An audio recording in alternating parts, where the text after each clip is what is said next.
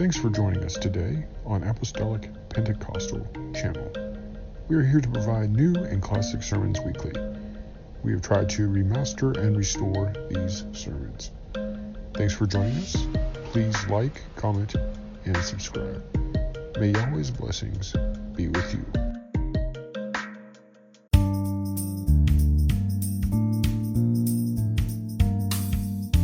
Welcome, everyone, to another podcast of Inland Lighthouse Life and Bible Studies.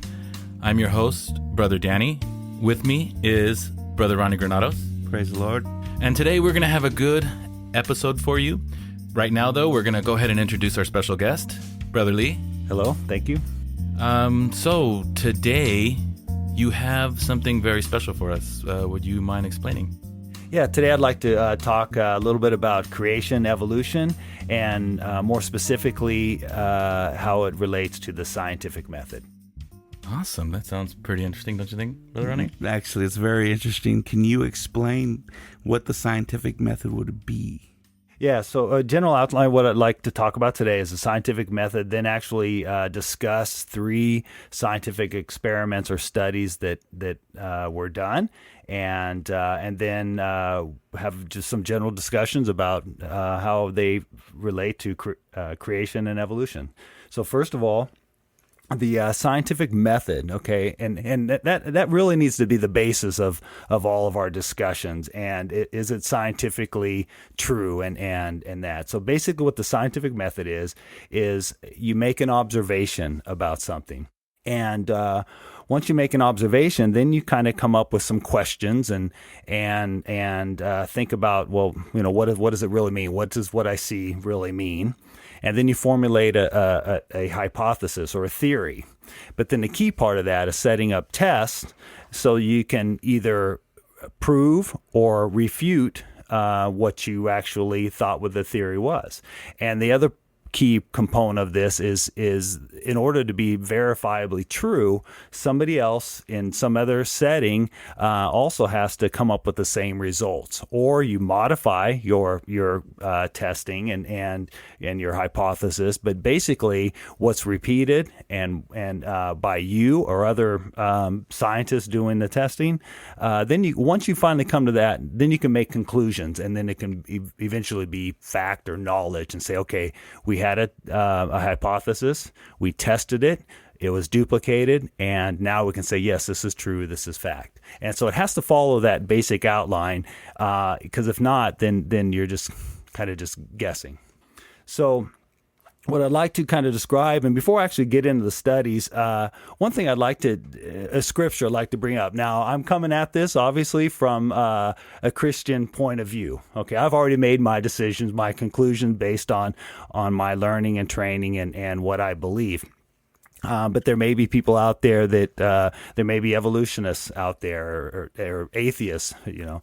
But one of the scriptures I like is from the book of Acts, and it's Acts 8:30-31.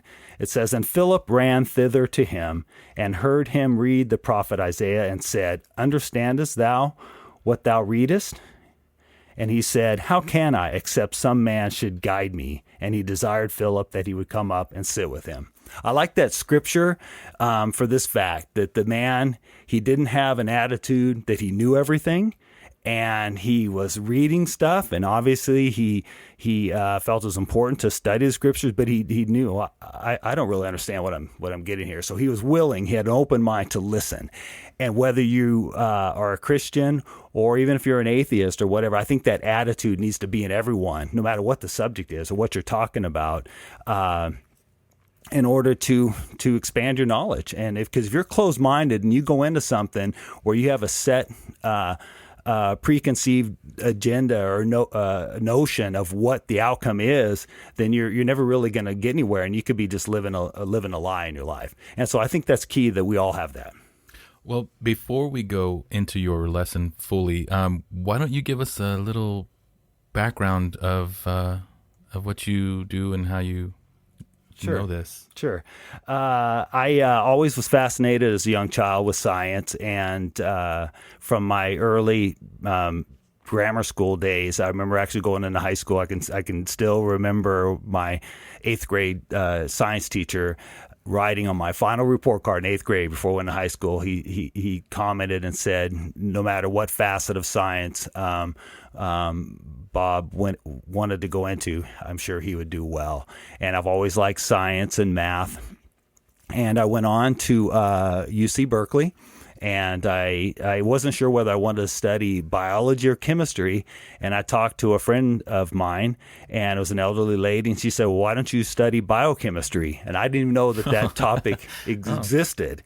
And sure enough, it was. So that's what I majored in. That's what I graduated in. So I had a degree in biochemistry. Then I went on, took some graduate classes at Stanford.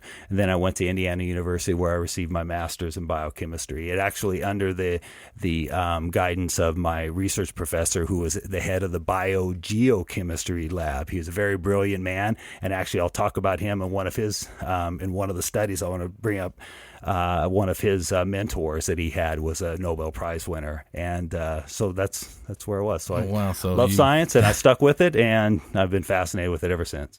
Wow. Okay, so that, I guess, gives him a good and So in essence, when dealing with creation versus evolution, you would be by our standard, I guess, a theologian in this arena. Well, it's for lack of better terms. Okay. It's interesting you bring that up. Now, for the most part of my life, I didn't have much of the theology part. I wasn't a Christian while I was going to school for all of my studying. I just was in the world, basically.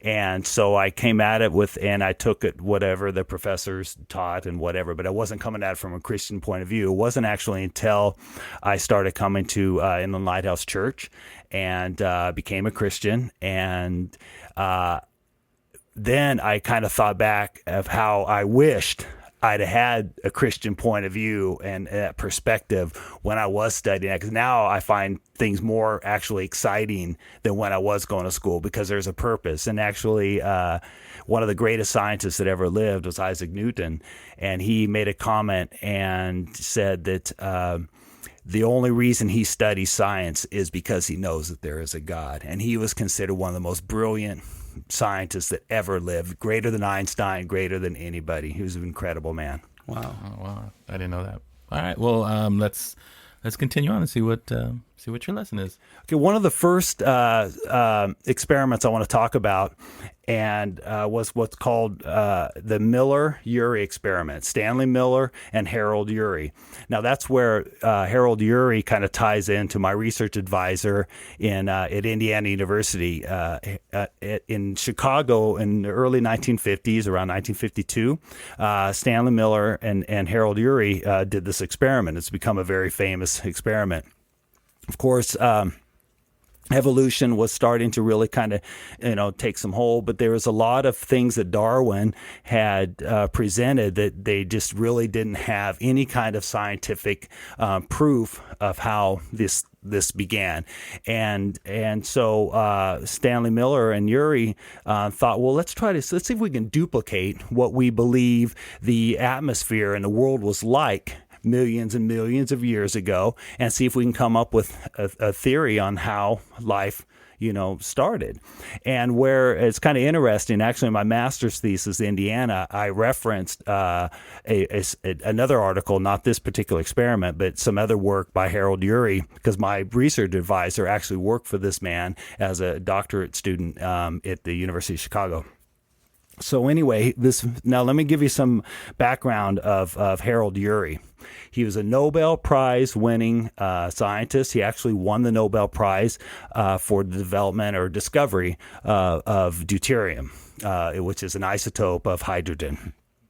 And that gained him incredible notoriety. He actually studied under another brilliant scientist named Gilbert Lewis, who actually has a building named after him at the UC Berkeley campus, and was a brilliant man in the late 1800s, early 1900s. Well, my professor, like I said, had worked under Harold Urey studying stable isotopes. And I'm not going to go into all the chemistry and what all that is. Maybe in a future podcast I can. But he was nevertheless, he was a brilliant scientist. And so one of the tests, and what they did was, again, they wanted to mimic and duplicate what the atmosphere was like back in millions and millions of years ago. So they took some small molecules such as hydrogen, methane gas, and ammonia and water, and they boiled the gas, they vaporized it, and then they actually bombarded the vapors with electrodes to simulate lightning. Sorry about that. And then what they did was they extracted and analyzed over a period of a week all the materials that came out. And what they discovered was when they analyzed the material, it turned like a black tar type of material, was they found some amino acids. And the scientific world, the evolutionists went nuts. They said, there it is. Lightning, water, a few small molecules, and out pops some amino acids. Now, amino acids are the building blocks of proteins, which is what life are made out. Our bodies are made out of. And so what they thought was, well, here is a way that how it all began. Was then these molecules then formed more complex molecules, and then basically that was it. Life began from this. Now, going back to the scientific method, because no one was around to observe what really happened, that's what they tried to do. They tried to mimic what the atmosphere was like. So I'm not here to discredit the work that they did. I believe there's probably some great, work, and wow, they, during the time they were able to do this. They set up this experiment, and they analyzed, and I'm not refuting the fact that they may have analyzed and found 5 amino acids. But finding 5 and amino acid is a far cry from life. Right, That's just, it's life is so complex.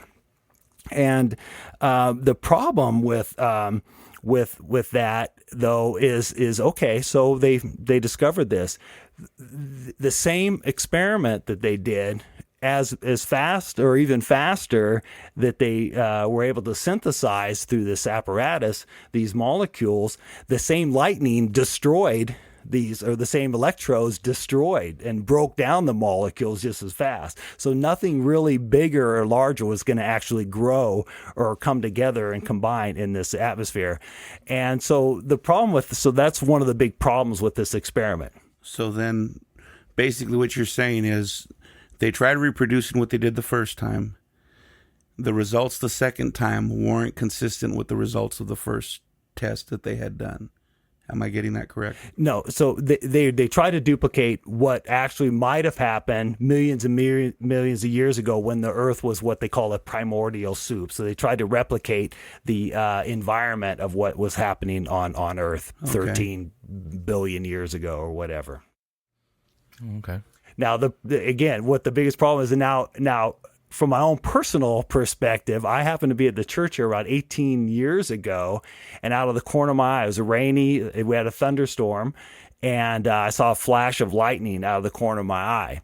And right outside the office here, one of the tall cypress trees, which are I think that's what it is, the spire type, columnar type of tree, was actually struck by lightning. Okay. And as soon as it hit, it caught on fire. It practically destroyed the tree. I think it actually killed the tree. Okay. And so that shows me right then and there that lightning doesn't tend to create things. That cypress tree didn't turn into a giant sequoia a few years later. It didn't help it at all. In fact, like I said, it killed it. And so to say, again, I'm not saying that their experiment, the guy was a brilliant scientist. And in fact, some of the other credentials, he was part of the Manhattan Project where they developed the atomic bomb. And he was with that great group of scientists that did that. And so we're thankful for some of his accomplishments. But to say that just because some amino acids were formed in this test tube is a far cry from actual life happening. So were they able to kind of redid the tests on it too? In fact, what was interesting, many years later, students found some of the vials, and they actually found some other types of amino acids and other molecules in there. But again, one of the other problems they did as technology got better is there's what's called stereochemistry is something that's very important in life. And what that basically is in a way to kind of to demonstrate to you and the audience is if you were to shake somebody's hand, you stick out your right hand and shake their hand, okay? If you were to stick out your right hand and they were to stick out your left hand, it's kind of an awkward type of a feeling. It just doesn't fit. Yeah. Well, that's because our hands are actually mirror images of each other. Okay. Well, molecules have that same type of structure. The orientation and how molecules are put together is extremely important because they have to touch and connect and interact and bind with other molecules. And so the orientation of whether something is veering off to the right or to the left, it makes a big difference. And what happens is in these random electrode strikes and boiling and vaporization in their test tube, they created both L and D form amino acids, which is what's the stereoisomers of each of those. And so, and life tends to only have natural systems. Nature only uses the one form. So that is, again, a big, well, why, so if this was the reason and how life began, you would only expect one form. So it creates a lot of problems more than it actually solves. So I'm just kind of leaving in your minds. You need to think about that. It was a great experiment, but I just really don't think it has all the merits to prove that life formed that way. Another experiment that was done, a study, was a medical research that was done. Many medical doctors and scientists studied a condition that they called optic nerve hypoplasia. What that condition is while babies are developing in the womb, the optic nerve and the optic discs do not develop. It's a genetic disorder, and what basically happens is, and to kind of make an analogy, it's kind of like if you had an appliance and an electrical appliance, and you have a cord and you plug it in. Without the optic nerve is almost like not having the electrical cord to plug it in. So you have the appliance, but if you don't have the cord and you have an outlet, but without the cord, you're not going to get any kind of activity on whatever the appliance is. It's just not going to work. Well, that's what the optic nerve does. Your eye gets a signal of light, goes through the optic nerves to the brain, and it processes the image, and your brain does all that. Well, they've done study after studies that if you don't have the normal average human has about 1.2 million optic nerves. In these people, they're minuscule. There's really nothing there, and so they don't have it. Now, test after test, they know that if you have this condition and there is no optic nerve, you're basically blind. There's varying degrees of this. Some patients have one eye may be affected, but typically it's what's called bilateral optic ONH, optic nerve hypoplasia. Now, so going back to the scientific method, they test the people, they study the people, they observe there's no disc, they have measurements, the amount of nerves and the size of the disc, and they make that observation patient after patient. They study them, they can tell these people are blind if they meet these certain conditions. There's a lot of other abnormalities that tend to come with optic nerve hypoplasia because it's a developmental disorder of the eye. And what happens is there's cerebral issues, there's growth issues, and typically the lifespan, a lot of these individuals is a lot shorter because there's just a whole lot of developmental issues that tend to come along with this. But the main thing that you see, the symptom you see, is basically they're blind. Now, so that's what science will tell you. If you have this condition, we've tested it. There's studies, they know it, they've documented. If you have this condition, you're going to be blind. Well, I want to bring up another case. If I get emotional, I apologize because it's very personal to me. My grandson has optic nerve hypoplasia. He was diagnosed when he was a baby. with this disease. And when we took him in, we noticed one of the other things that with this characteristic of the disease is that the eyes tend to shake and quiver. There's uncontrollable movements of the eyes. And we took him in and they said, we need to do tests. So they did all the tests. They looked at it. They did the measurements. They measured his optic nerves. They measured his disc. And they basically told us that your grandson's going to be blind. Now, this is Shane, right? This is Shane. And so we just went home and, wow, what do we do? Well, as Christians, what do? You pray. So we started praying. We took him up to the altar. We would pray with him and pray for him. We let anybody pray for him and pray for him. Even out in public, people could see that his eyes had problems because he couldn't focus. He'd basically stare, had that kind of blank stare. He'd look past you. You'd look in your direction, but you knew he wasn't really looking at you. He couldn't focus. And again, we kept praying. Well, they did the correction of there's no cure for this. Optic nerve surgery is impossible. They haven't reached that stage yet. And there was nothing they could do. Glasses wouldn't work. Nothing would help him. They said, we do believe we can control the muscles movement and tighten up the muscles and do some things there. So he went in for surgery for that. And his muscles, his twitching in his eyes was fixed and corrected.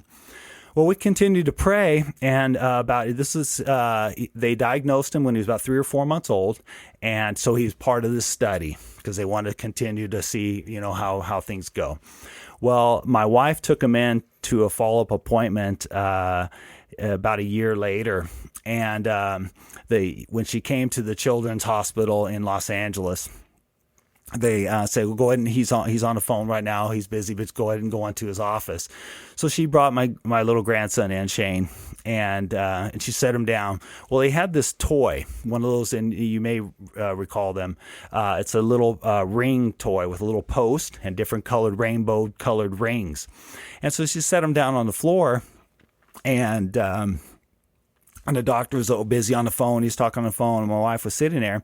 Well, Shane started picking up these rings and was putting them on this post in the right order, and he was picking them up. He put them up to his eye and put them down and put them on the thing.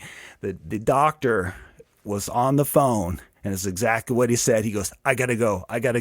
I can't believe what I'm seeing. And he hung up the phone, and he came in and started talking to my wife, and he said, what's he doing? He can see. He can't. This is impossible. There's no way he can do this. This is impossible. Wow. And she goes, how? He started grilling my wife. Like, how long has he been able to do this? He goes, he's been doing it for several months. It's, and didn't think, he goes, this is impossible. This cannot happen. I don't believe what I'm seeing. And my wife, this is where I get emotional. I apologize. My wife said, Doctor, we believe in God. And when you told us that he was going to be blind, and you told us that all he'd be able to see was light and shadows, we started praying and said, we know a God that can do miracles. And from that day forward, we've been praying and just believing that God's going to touch him, heal him. And he said, that's the only answer. There's nothing would explain this. It's a miracle. Thank you, Jesus. So the study ended because he didn't fit anymore. Now his eyes aren't perfect. Now what I'd like to ask is how would an evolutionist explain the evolution of miracles? I mean, you take the Big Bang and maybe a few molecules happen and then all of a sudden you get life. I mean, that's the miracle. But here we have a true case where science will tell you one thing. He can't see. He shouldn't be able to see. We have tested it. We have a hypothesis. We've done through tests. It's repeatable, verifiable. But for some reason, Shane can see. And the only explainable, and even the doctor said that, is that there was a miracle that took place. That's awesome. And you hear a lot of stories like that throughout, everywhere, that God touches somebody, heals somebody, does what scientists say that it's impossible. Yeah, it's just amazing how wonderful God is and how amazing he is. It is when you think about the dynamics. I mean, this young man, he's how old now? He just turned 19 in July. He's turning 19. He's going to be aiding us with the website. And, I mean, his intellect is phenomenal. He plays the piano like it's nobody's business. And to see the way that he functions, all things considered, without the proverbial cord connected to the source. But yet you see that there is a God that's got him plugged in so that he can do what he needs to do. And it's just, it's awesome. I mean, and it's like you said, you can't say it's a coincidence in this dynamic. You can see that this is the hand of God in operation, because if it was a scientific thing, then by the dynamics of science, like you said, he shouldn't be able to see. He should be able to see. But yet he's able to see, and it's just, I mean, it's powerful. He's in his third year of college. Again, he's only 19, third year of college. He graduated from school early, and he's getting A's and B's, and he's in computer graphic design. And again, he's doing great, and it's a miracle. We thank God for it every day. Awesome. Another experiment I like to talk about. This is another what I think is an interesting one. And this one, actually, my brother was involved with while he was in school, and it involved alcohol and rats. Okay, so they did this study. It was more of a behavioral studies experiment, and what they did in this experiment is they every student in the class, they all had their own rats, and they'd had these rats like all year, from what I remember. This is many years ago. And they basically became pets. My brother would carry the rat around, crawl around his shoulders, and they, just became friends, so to speak. And so anyway, in this experiment, what they did though was they put the rats in a cage, and they had those water feeder bottles, droplets in there, and the rats would eat and take care of and whatever. Well, then they introduced a second bottle in there, but this bottle was not filled with water, it's filled with alcohol. Okay, the rats would go up and they'd smell it, but then they go to the water. They wouldn't touch the alcohol. Okay. Well, then after a few days, they removed the water bottle feeder, and all they had now for the rats was alcohol. So the rats started, because they get thirsty, they started drinking alcohol. And then this went on for several days. They kept drinking alcohol. They drank until they basically passed out, would fall down. Okay. Wow. Well, then what they did was they reintroduced the water bottle. And guess what? That rat that had an aversion, that wouldn't go to the alcohol when they had the choice, when it had never been introduced to alcohol, now when it had for several days, all it had was alcohol. Now when they put the water back, it never touched the water. It only went to the alcohol. It would drink and drink until it passed out. Okay? And so let me summarize again. Water only, it loved it. Water and alcohol, it took only the water, wouldn't touch the alcohol. Alcohol only, that's what it drank. Well, then when they put the water and alcohol again, all it went after was alcohol. Every student, that's the way they did.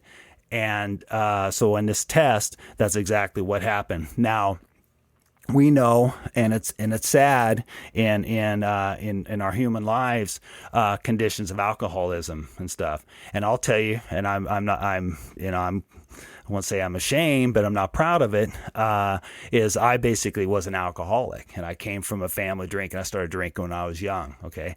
Now, science will tell you, once you start drinking and you start going down that path where that's all you want is alcohol, just like those rats. They had a controlled experiment. They did this. They came up with a hypothesis. They had conclusions. They tested it, and it was repeatable, verifiable, so it met the conditions of the scientific method. Well, in human life, I grew up, I started drinking. My family was drinking. I was exposed to it. And that's all I wanted to do was go and drink and drink and drink. Well, finally, on one day, I know exactly the date. It was June 15th, 1995. I went to an altar. I knelt down. I repented of my sins. I said, God, I don't want to live the life I'm living anymore. And I said, God, you got to help me. I cried. I wept. And I said, God, and I got up and he filled me with the Holy Ghost. I got baptized that night. And that was June 15, 1995. I haven't had a sip of alcohol ever since. And I thank God for it.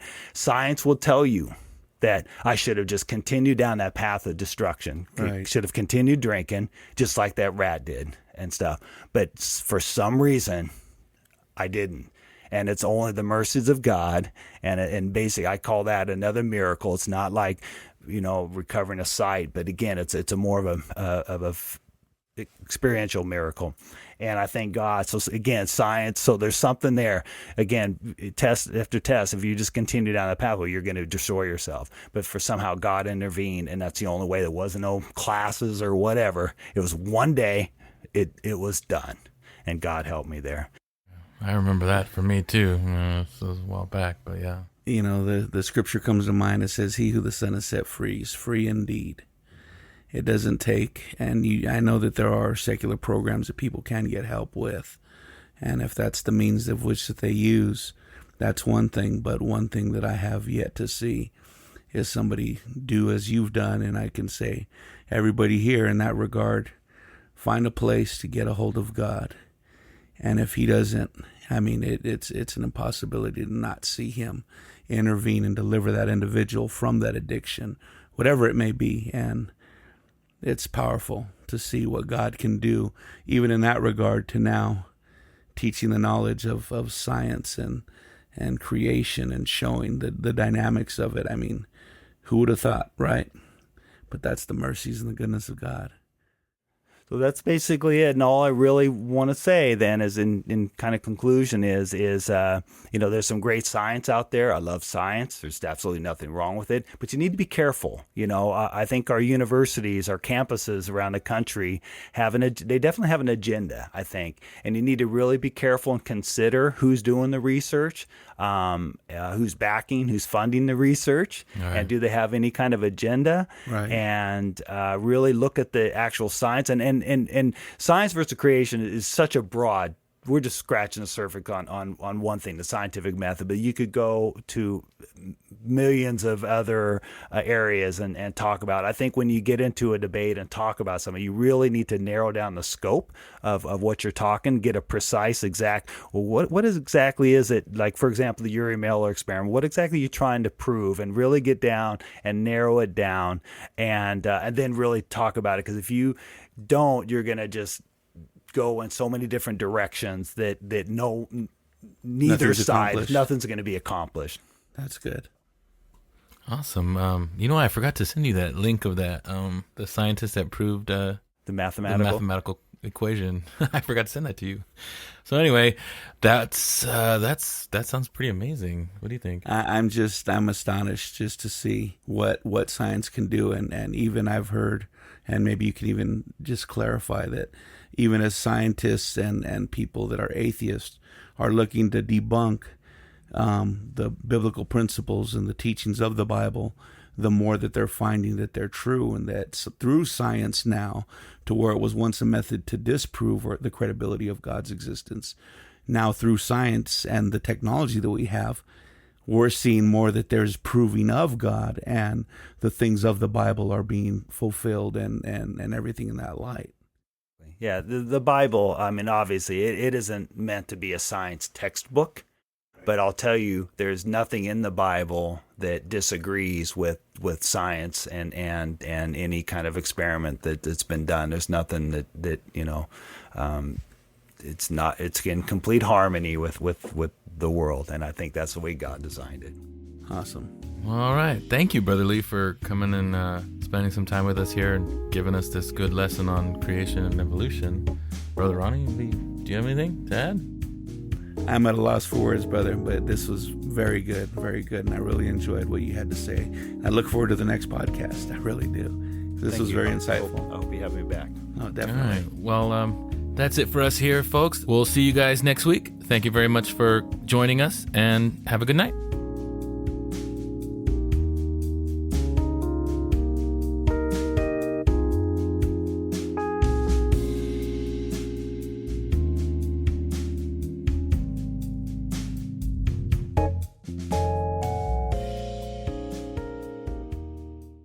Please like, comment, and subscribe.